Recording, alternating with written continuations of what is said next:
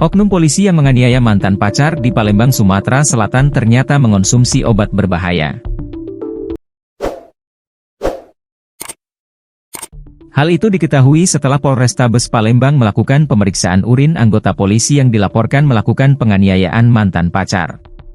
Anggota polisi tersebut bernama Bribka Rio Rolando Manurung alias RRM yang berdinas di Satuan Bimas Polrestabes Palembang. Kapolrestabes Palembang Kombes Haryo Sugihartono hasil tes urin Bribka Rio Rolando positif mengandung bahan berbahaya. Diketahui Bribka Rio Rolando Manurung alias RRM menganiaya mantan pacarnya Wina Septianti, 25, di Palembang, Sumatera Selatan. Video Bribka Rio Rolando menganiaya mantan pacarnya Wina Septianti tersebut pun viral di media sosial.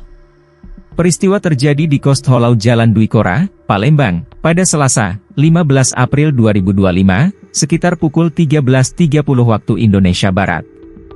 Bribka Rio disebut memukul mantan pacarnya dengan tangan kosong serta menjambak rambut korban. Bahkan, Bribka Rio Rolando sempat mengancam warga dan mantan pacarnya menggunakan pistol. Buntut kasus penganiayaan yang dialaminya, Wina pun melaporkan Bribka Rio ke SPKT Polda Sumsel. Kini, Bribka Rio Rolando Manurung sudah dilakukan penempatan khusus, Patsus, di Polda Sumsel. Kombes Haryo Sugihartono mengatakan, Bribka Rio saat ini sudah diserahkan ke Polda Sumsel setelah menjalani pemeriksaan di Mapolrestabes Palembang. Sejak kemarin sudah kami periksa. Tadi pagi diserahkan ke Polda, di Patsus. Untuk berapa lamanya saya kurang tahu karena Polda yang memprosesnya, kata Haryo.